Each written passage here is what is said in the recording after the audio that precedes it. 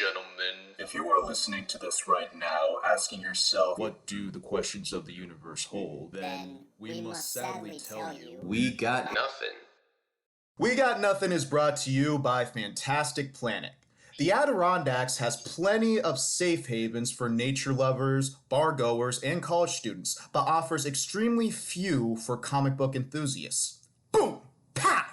In comes in Fantastic Planet, a local ma and pa comic shop to give you the type of family-friendly atmosphere that e-comics and Amazon orders fail to provide. Located at 164 Boynton Avenue, store 203 of Plattsburgh, New York, Fantastic Planet has been a beacon for geek culture in the Adirondacks circa 1987. If the owner's cheery family demeanor won't soothe your synopsis, then it is their vast array of omnibuses, graphic novels, and pop culture knickknacks that shall suffice. Fantastic Planet, where your imagination is measured on an intergalactic scale. And greetings and salutations, my psychedelic children, my beautiful souls, and welcome to the zone where reality and imagination fraternize flawlessly. We got nothing. I am your host with a shining charisma to boast, Catalyst Jost, being joined today by a man of many talents, a jack of all trades, a silver beacon, so to speak, of geek culture and badassery. Please welcome actor, artist, and comic book creator, Bryan Silverbax! Wow, dude.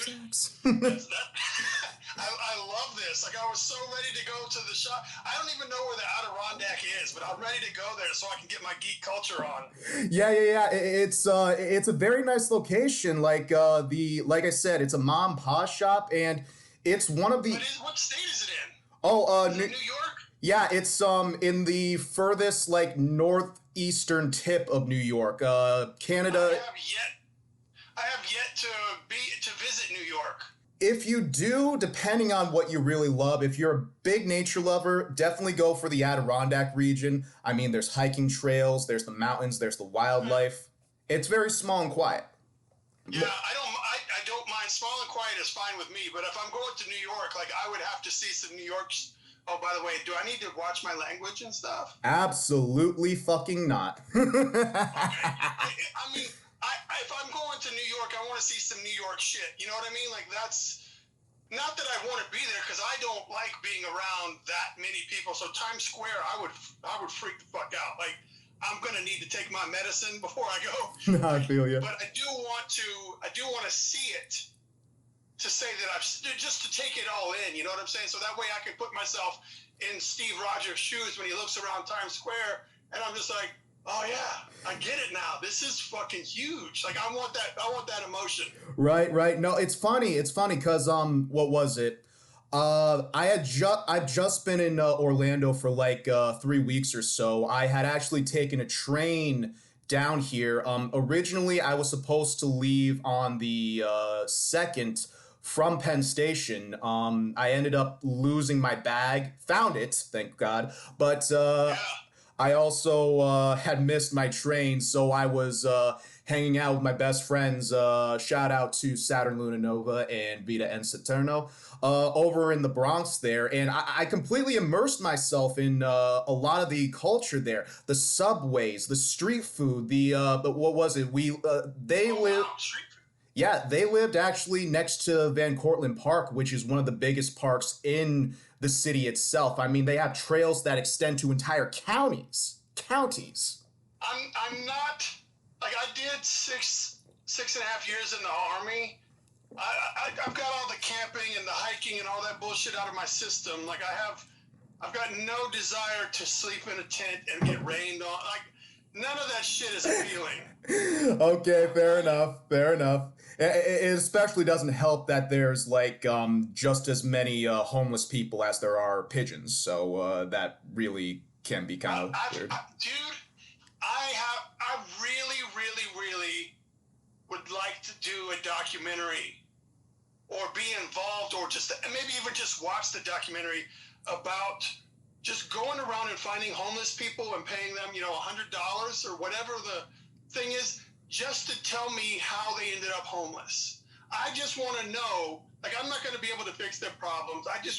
I'm so curious as to, everybody has their own story. Some people have chosen to be homeless because of their poor family conditions. Mm-hmm. Some of them have fallen victim to addiction. Some of them just felt out of place and didn't know where else to go. And so there's so many stories.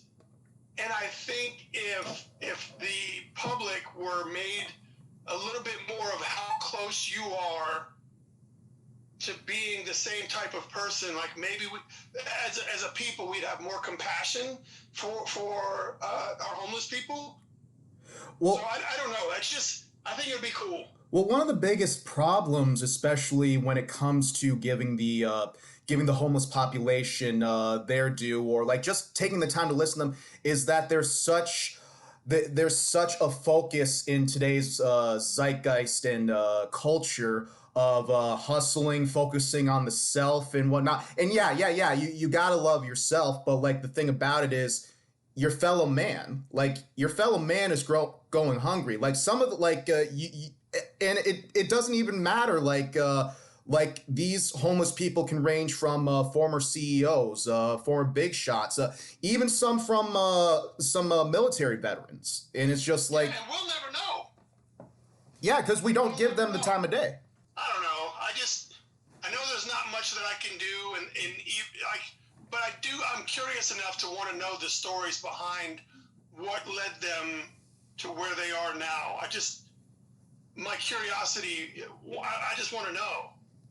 I can't understand anything if I haven't heard anything about it. Or, when we're little kids, we'll get a new toy, and in 6 months, we've taken that toy apart because we want to see how it works.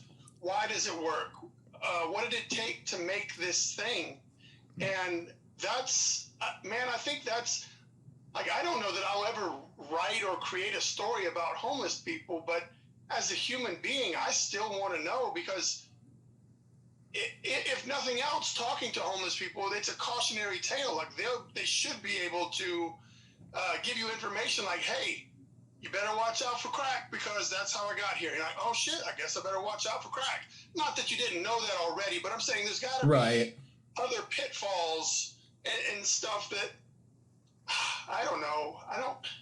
It just it hurts that there are so many people that are homeless, and the society that we live in really could give a shit less because we're too busy focusing on, what pronouns you use. And not that there's anything wrong with that, but I think we've taken the focus off of life and put it onto like what makes you comfortable. And I just think it's not the right order to do things. This is where it becomes so complicated, because each day it seems like there's a different kind of crisis and whatnot, and then like the crises of yesterday not only are thrown to the back burner, they're completely ignored, and they fester like a wound. They fester like a scab that's untreated. Yeah, I get it, man. I'm not very happy with the way that I perceive the human race to be right now. Like, it is very, very selfish and very fuck the other guy. That's not my fucking problem. And man, I don't like that one bit.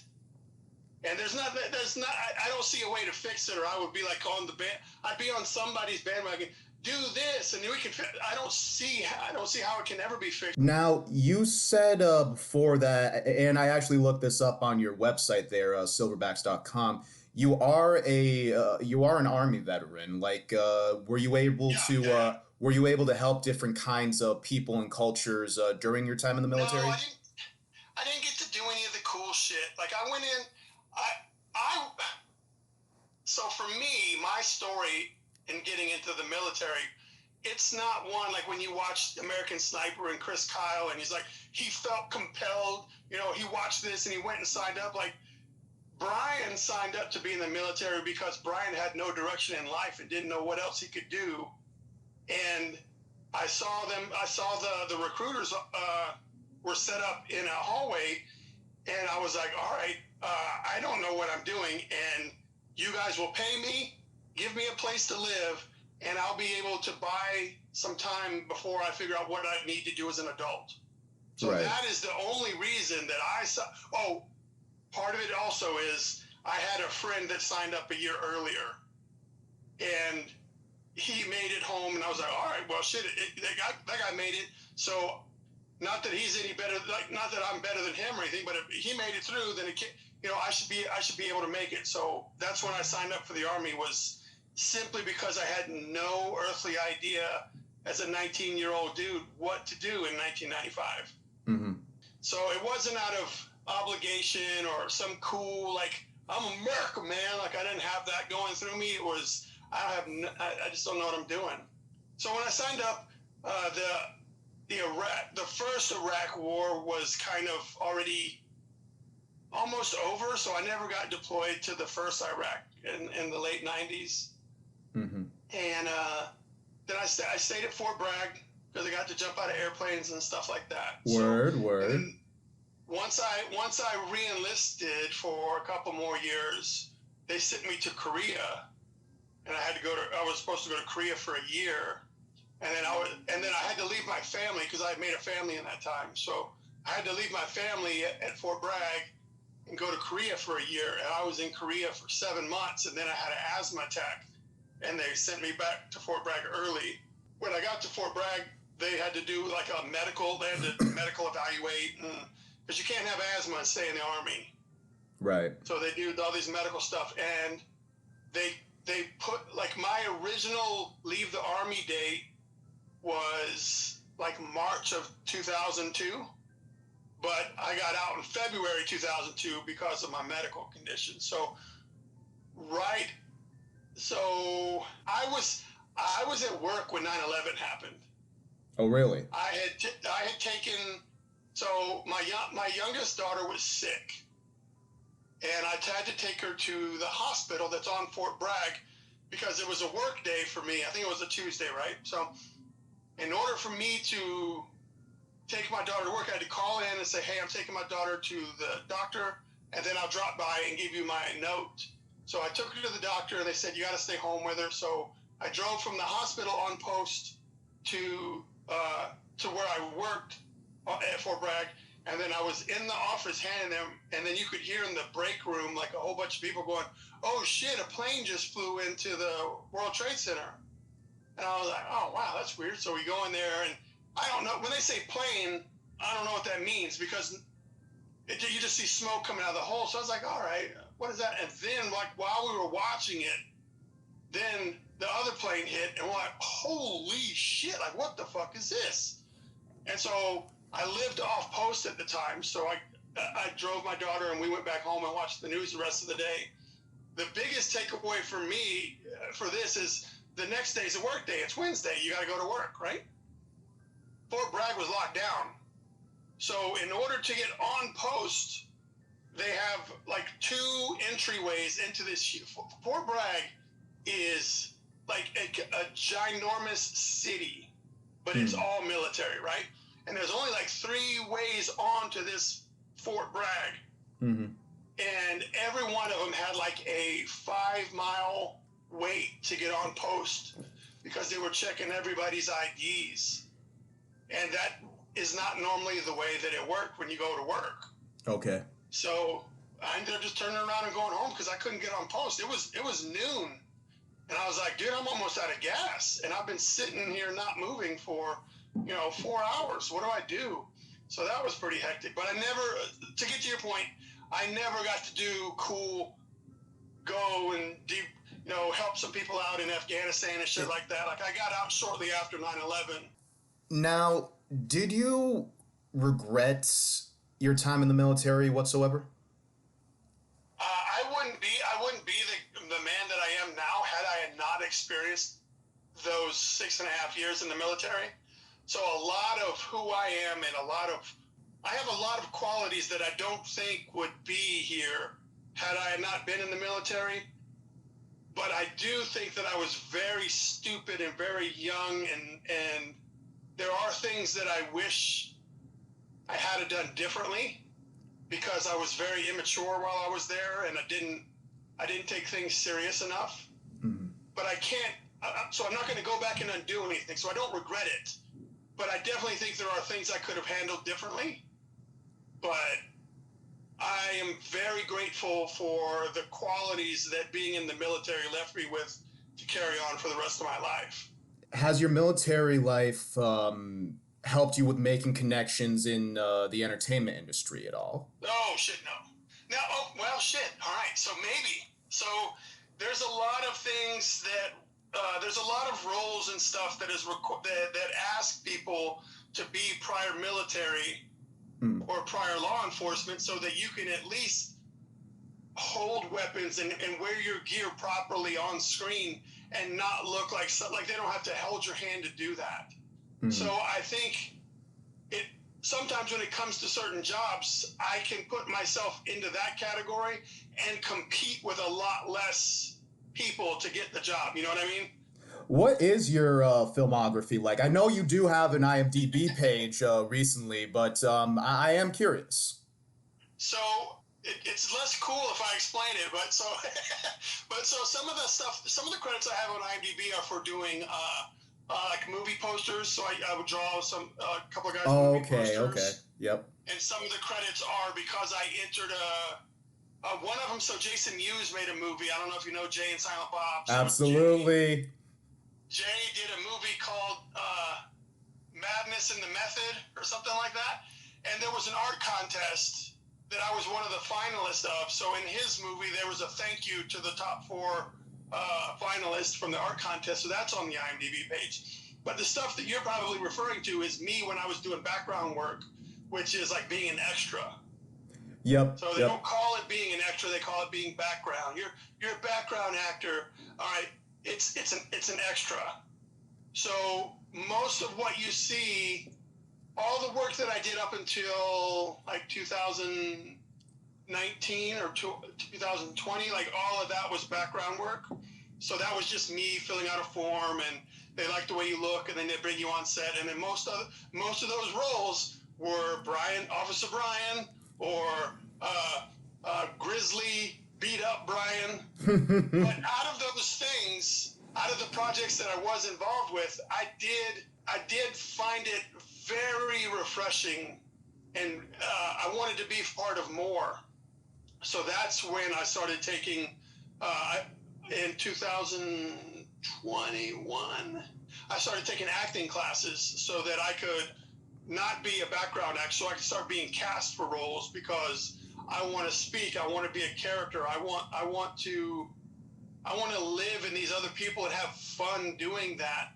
And just being the guy walking on patrol in the background of a scene didn't scratch that itch for me. Mm-hmm. So for the past year, I've been going to acting class, and then now I've got these headshots. So gradually I'm building up to being like a full-fledged like actor person. Mm-hmm. But so far, I've only done a couple of cool things that were still kind of like I was cast as background, but it turned into a little bit more. Mm-hmm. So I was on The Walking Dead, and I got to have half my face blown off. Oh, were you a walker?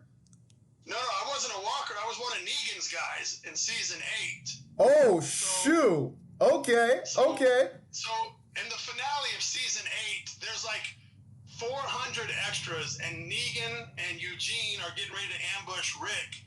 But Eugene he's made all the bullets defective in the guns, if you remember the end of season 8, right? Right. So Eugene messed with all the bullets. Well, those bullets backfired.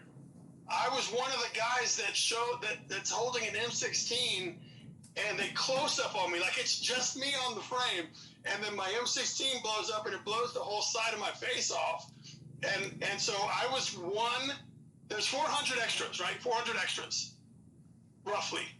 And 4 of us got to get blown up like on camera. Yo, I was one of the 4. So that's grisly. Cool. That is so grisly. That is sick. I love that. Oh my God. And then, so that same week, because I worked on the the finale and the episode before that, but you can't really see me in the episode before that because there's like huge crowd scenes and stuff. Right. But during that, like I was standing on a balcony and we were all watching Negan fight. I can't remember his name. It was the guy with the mustache and the big forehead. He's played by Stephen Orr. Oh yeah, Trevor from Grand Theft Auto. There. Yes. Yep.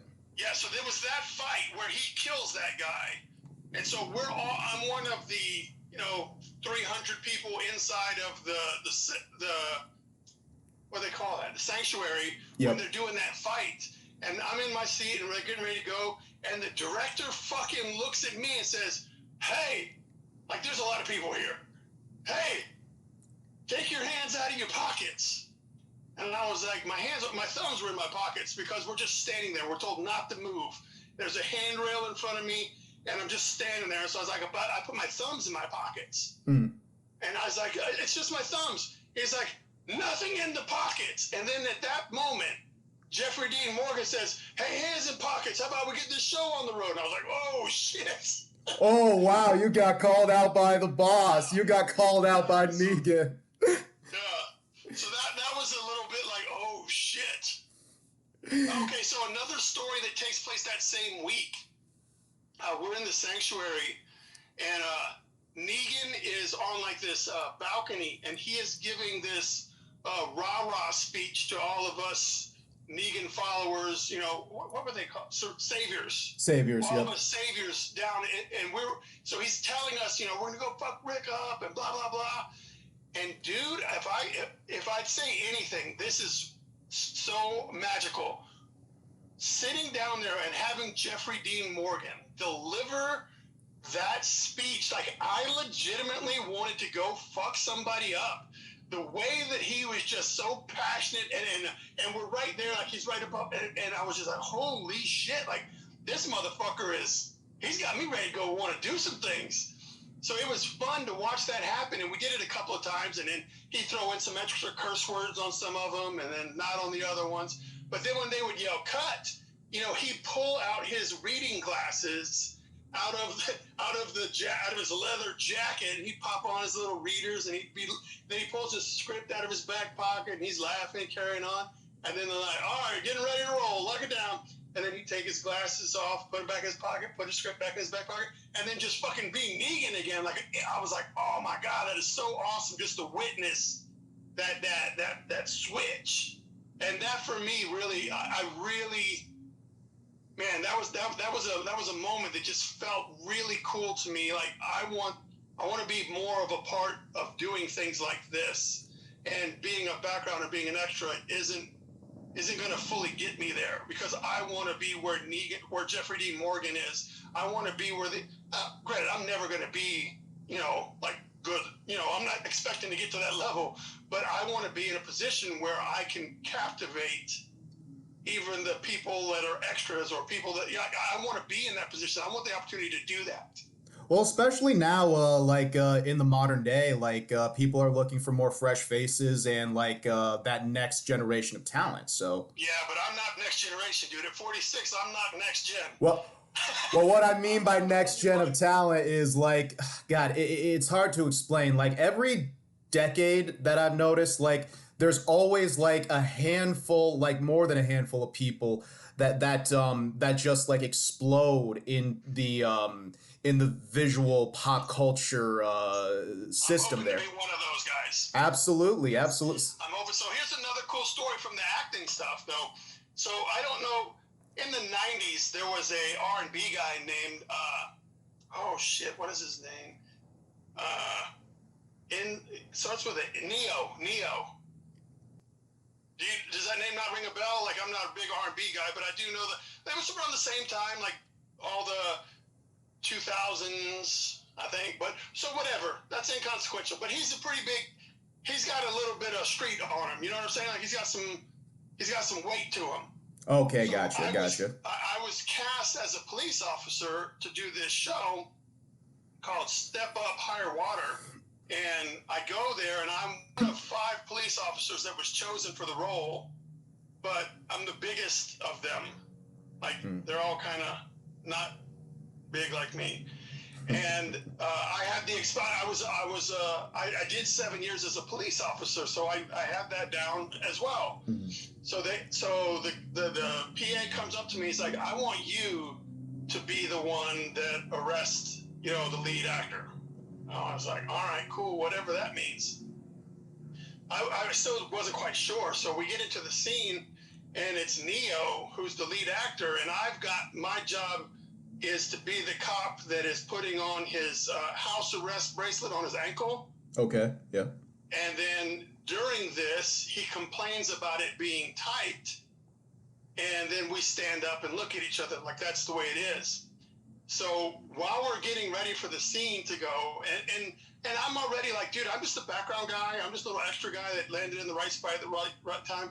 And you're Neo. Like, you know what I mean? Like, there's a distinct difference in value or whatever. But I was like, hey, man, I used to be a cop. And if we were really doing this and you said, hey, man, that's a little tight, I would show you what the fuck tight means. And so he was like, all right, well, let's do it. So when he says, hey, man, that's getting a little tight, like I fucking tug on his leg for really real. I'm like, boom, and I snap it. And he's like, man, I told you it was getting tight. So he stands up. At that moment, he stands up and kind of, because I'm down on one knee putting the thing around his ankle. Right. And I stand up, and we are fucking nose to nose. And I don't say shit. I just fucking stare at him like a puny god. Like I have this. It felt so cool to just be like, have that moment. And whenever that show finally comes out, because it's been like 2 years now and I haven't seen it come on, but that moment for me was like, it felt like, oh, I'm like, this is almost acting. Right. You know what I mean? And that moment felt good to me. So those are the two like background things that turned into like moments that are more than just background for me. Mm-hmm. Then there was this one time where I actually got cast to be a pilot. Okay. So I got my own little like dressing room trailer thing, and I was like, holy shit, I done hit big time. They gave me a copy of the sides, which is like the script and the breakdown for today and all the shit. I was like, holy shit, look who's coming up. And I got paid like twice to 3 times the pay that I was normally getting to do background stuff. Mm-hmm. I was like, fuck, this is what it feels like. And dude, I was on cloud nine because I just came in. I was supposed to just come in and do my part. And then people were like, what can I get you, sir? And do you need any of this? I was like, holy shit, like none of this happens to background or to the extras. None of that shit. You get treated like, you get treated like horse shit as an extra. Oh, yes, you do. Yeah. What is it? Back in 2017, I was actually a part of, so the region I've lived at, my hometown is about like 25 minutes away from Dannemora, which is where those two what do you call it there? Those two prisoners had escaped back in 2015. That was big time news back then. And after that had happened, the story was so big that Ben Stiller came down to actually shoot came up to shoot a mini series there. And I got the background part of an extra in the prison yard there. It was crazy to be in a big time prison like that. It was like mind boggling. But where I'm relating that is, you are absolutely right. As an extra or a background actor, as you say, yeah, you are less than pond scum. Yeah, it doesn't feel good. And for me, like in my heart of hearts, I know that I've got more in me than just being an extra. Mm-hmm. Like I'm a creative guy. I want to explode with creativity, and I'm just not satisfied with saying, oh, I got to be in this movie. That's cool. I'll move on to something else. Like I really want to explore this, and so that's why I've paid to take these classes. That's why I've paid to get all of this tutoring and this headshots and all this shit, because I'm trying to be for real about it. You know what I mean? Mm-hmm. I'm here in Atlanta, so the opportunities are going to be here. Dude, I got a fist bump from Tom Holland when I did Spider-Man. Oh, Like, to me, like what? that's just What? cool. Oh, Jesus. Yeah, Wow. so I was doing Spider-Man, and I was a police officer once again, and we were holding the crowd back the whole time. And then it's the end of the day, and I am in, whatever position, and so him and all the rest of the kids have to walk by me to get out. And so they're coming by, and I just threw my fist up. Top Holland gave me a look. I was like, all right, cool, man. But I mean, I guess part of it could be like he's dressed like a cop. Like maybe that's just natural instincts or something, but I don't know. Right. Another cool thing about that day is I was cast to just be part of the crowd. Oh, really? Okay. Yeah, so I was there as just part of the crowd, but the fact when they panned over the crowd, like I guess the stern look that I had on my face and the fact that I was like 4 inches taller than some of the guys, like they were like, "Hey, we need another police officer. We need to get you back to makeup and everything, and you're not going to be a protester anymore. You're going to be a cop." And I just thought, for me, that felt cool because that means I'm giving off the right vibes of I have, in my mind, and this has nothing to do with movie stuff, I like people who don't get fucked with are the ones that present themselves as don't fuck with me. Right. And without having to say anything and without having to walk around with your dick out, like, you need to give off that I don't fucking play vibe. Mm-hmm. And I think that is something that I find myself just doing naturally is I walk with my head up. Like I walk with my shoulders back. That's just how Bryan fucking walks. Mm-hmm. And so they were able to, like, all right, that guy needs to be a cop. Like, he just looks like a cop. And they didn't even know that I had been a cop before. Like they were like, you need to be a cop. Right. And that felt cool. I was a little like, all right, I'm doing the right thing. Piggybacking off of the Tom Holland story there, personally, my favorite superhero has always been Spider-Man.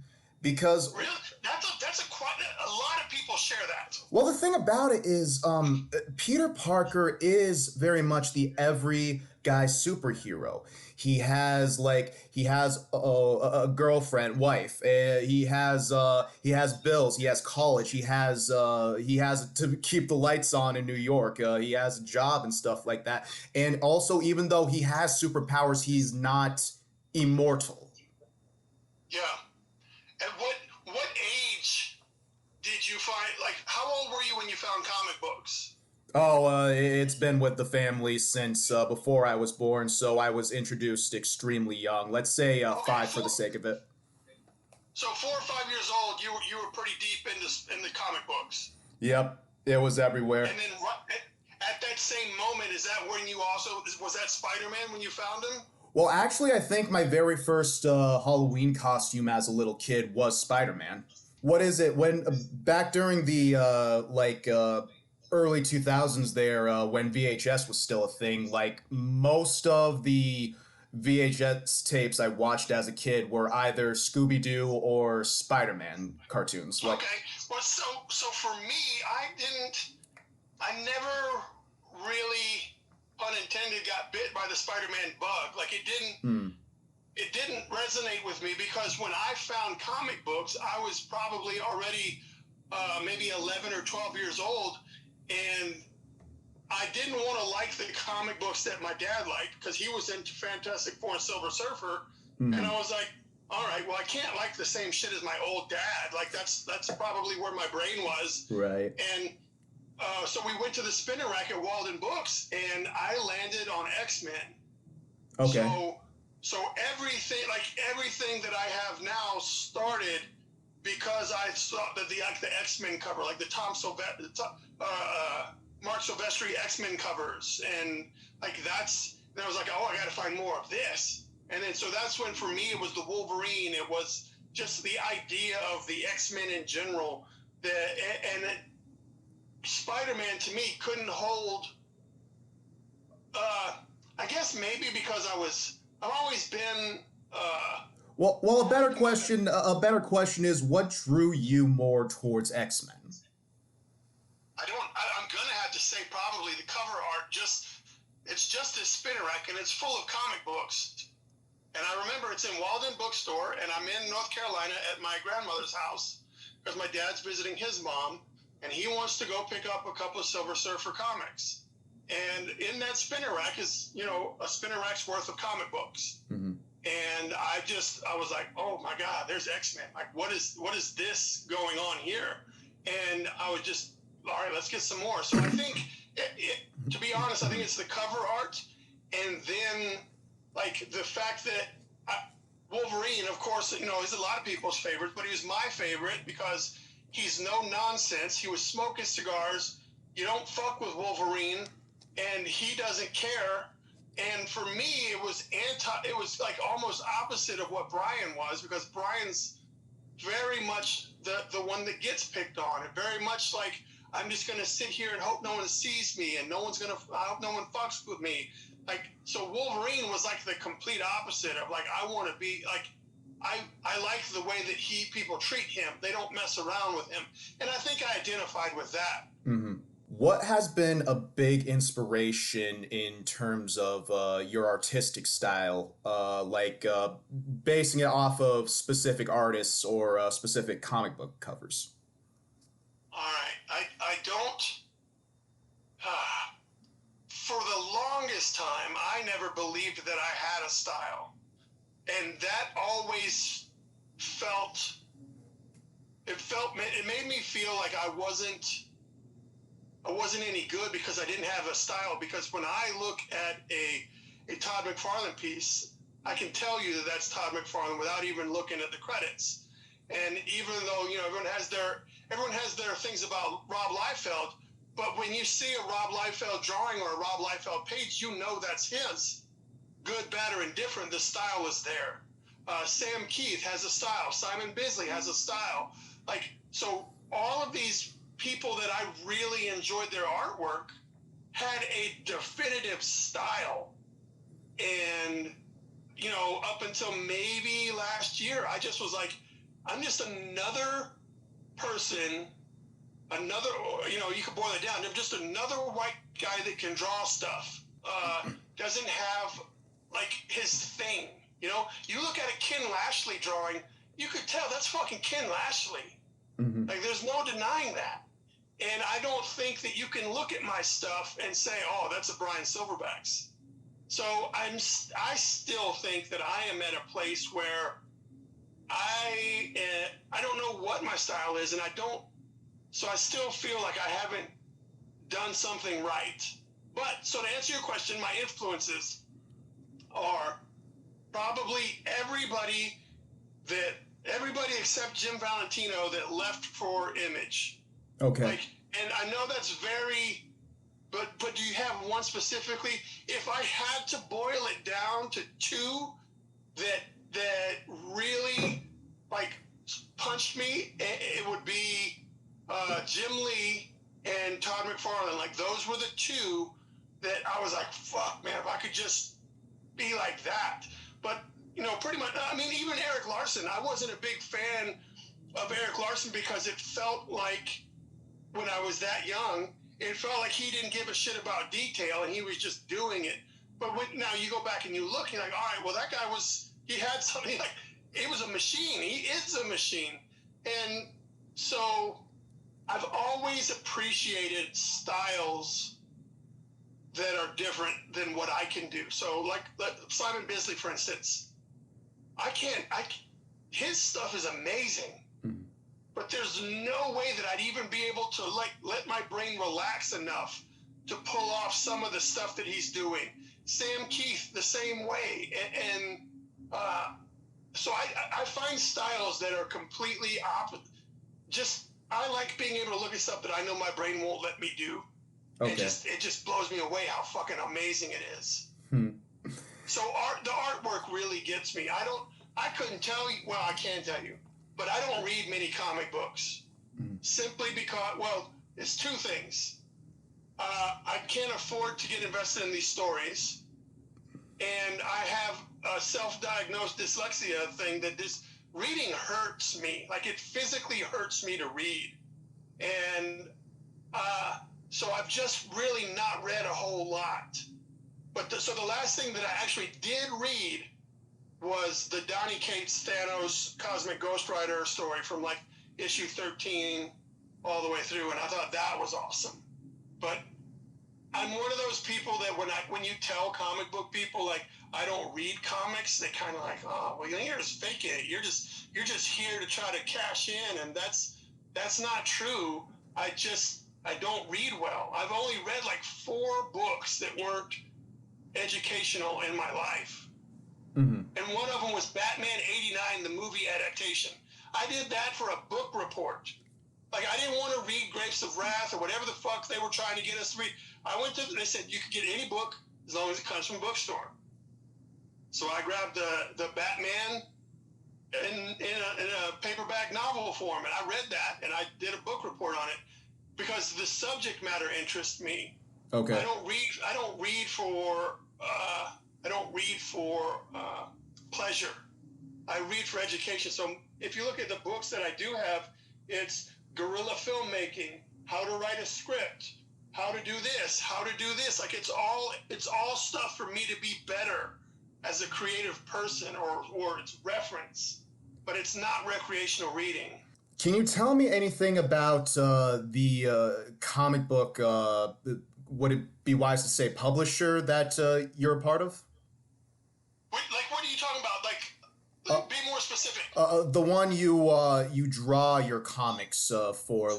Oh, well, dude, I think there's probably a really big disconnect between comic book readers and what really how that Kool-Aid gets made if it's not a Marvel or a DC.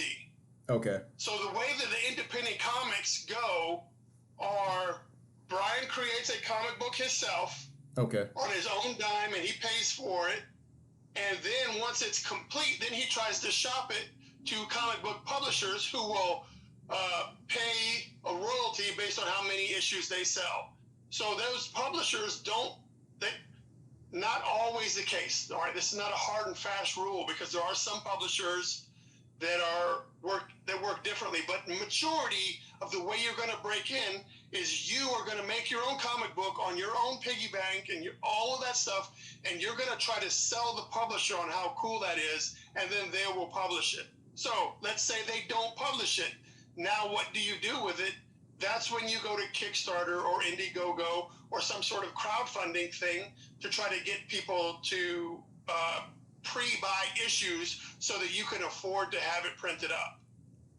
Okay. So I think you're talking about Kara Prime. So Kara Prime is like a world that I built so I can tell different stories. Like if that's what you're referring to. But when you buy one of my Kara Prime comics, it's got a little thing up there that says SBX Comics, as if that were the publisher. But that's simply cosmetic. Like that's just SBX, that's Silverbax. So it's a cosmetic thing. If I wanted to, I could go make an LLC called SBX Comics, but I don't think anything that I have is quite at the level where I need to spend a couple more fucking $1,000s to protect some shit that nobody's even, caring about on Kickstarter. Right. If I was making millions of dollars on Kickstarter and people were knocking down my door for the next issue, then maybe I could afford to go copyright some shit or whatever. But at the stage where I am now independently, it's just not on the it's not high on the priority scale. You have went into detail a lot about your artist life in terms of comic books and acting and whatnot. Please tell me, what would be your advice for up-and-coming people who want to get into the acting industry or even the comic book industry, like drawing, writing, anything like that? All right, so if I were to location has a lot to do about trying to break into the acting thing, and I'm still trying to break in myself. So please don't think like, who's this guy I think he is? I know exactly where I am in the world, okay?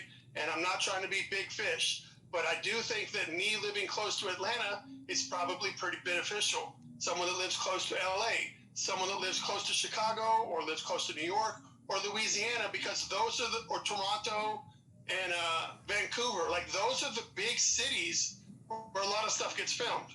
Mm-hmm. So there's Facebook groups. Like for me, like it's Atlanta background actors. So you go on there and that's where people post the jobs. Or so that's how you can find the background work. That's not going to be hard. What's going to be hard is, obviously I'm experiencing it now, is trying to do acting for really real. So I like acting coaches, acting classes. Part of the reason we go to college as Americans is to increase our social network in a field that we want to pursue. Precisely.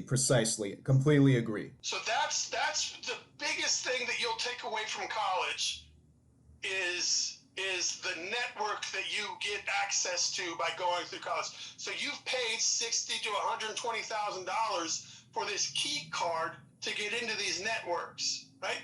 So if you think about it like that in acting, like, you may be an excellent actor, but you need to attend some of these classes so that you can shake some hands, so that you can talk to people that have been to where you want to go, so you can talk to people that know this guy, just to increase your network. Exactly. Like you just said, you can be the most talented, like you could be the next DiCaprio, but nowadays it's just as much about who you know as about what you bring to the table.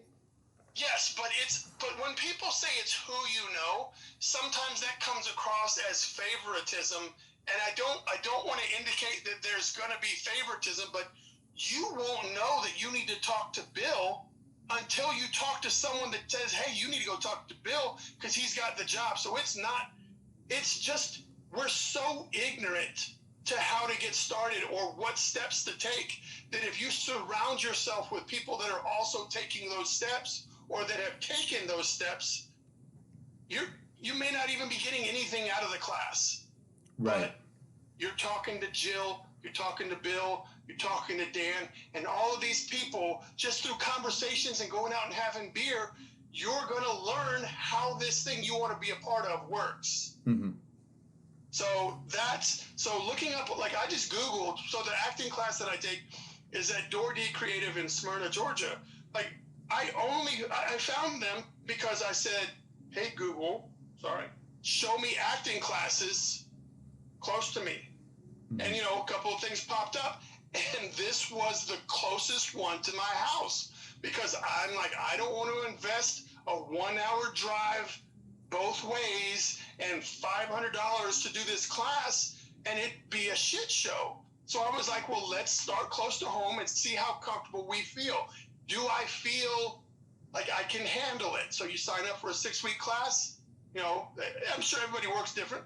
So I take a 6-week class, and then at the end of that, I'm like, all right, I feel like I can go somewhere with this. Let me sign up for another 6 weeks. And then we do that. And then now there's new students in the class, and some of them have left. And then when those students come in, they're like, oh, I just worked on this pilot, or I just got called back, or I found this on Facebook page X, or this website like, it's all just this information that I wouldn't have gotten sitting at home being the best actor ever.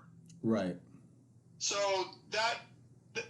if I'm to give you anything from my experience, that's all I can give you at the moment. Okay. And don't be a dick is huge. Facts. Thou shalt not be an asshole. Yeah, and you're going to have to be real with yourself, because if you're faking and not being a dick in front of these people, they can see that.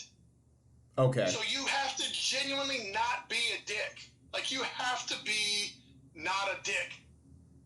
Mm-hmm. So, like, keep be real with yourself. If you are a dick, then this isn't going to be for you. Keep your ego in check, in other words. Man,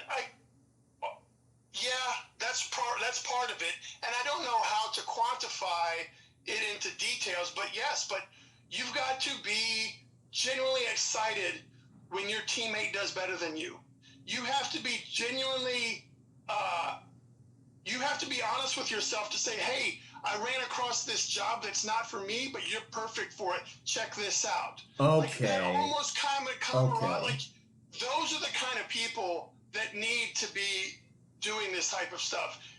Not the ones like, I'm not going to tell him my agent's name because then he'll start getting work and not me. Like, fuck that guy. Right. So people will sniff you out. Okay. So same question from the acting, networking and all that, but applied to comic books and the comic book industry. Here, we'll find ourselves in another place where I can only give you advice based on my experience. Hmm. And it's not, I'm not to a level that is like, oh my God, you got Bryan to tell you that? Like, so all I can tell you is you have to do the fucking work. Mm-hmm. You have to do the work. And so when anyone asks me anything, I'm always like, all of this stems from you being real with yourself and knowing where you are. Being honest with yourself. What is my skill level? Where do I honestly think I sit? And then find somebody in your social circle that is 2 steps above you and pick their brain and figure out how they got to where they are that's only 2 steps above you. Doesn't feel like much, but then when you get to that 2 steps above you, now you look at 2 steps above him and find this new person and start picking their brain and learn how that works. And then now you find yourself at that position. And if you do that incrementally, it doesn't seem like, oh, how do I get to be Todd McFarlane? Okay. How do I get to be creator of the longest running independent comic and have all these toys and all that shit? Like, it started because he drew. He wouldn't be doing the toys for DC and all of this other stuff had he not drawn and just kept drawing and figured out how to do it. So would you agree with the statement that you gotta love like your craft and like, I mean, put like, love doing it. yeah, put fame and fortune to the back burner? And yeah, there's not a lot of, even where I am as far as comic books goes, there's not a lot of money in it. right. You know what I mean? Like, there's a reason that I'm driving a 2004 Honda. You know what I mean? So I'm not right. And then some people may look at that and they're like, Bryan, but your work is really great. Well, thank you for the compliment, but the stars haven't aligned to get me to that next level. Like, the talent can be the same, but if Jim, who's the editor at the publisher of this big comic book, doesn't see it, then so my job now is not only to get better artistically, it's to network and make myself be in the position to be found by the people that can help me drive a 2015 Honda.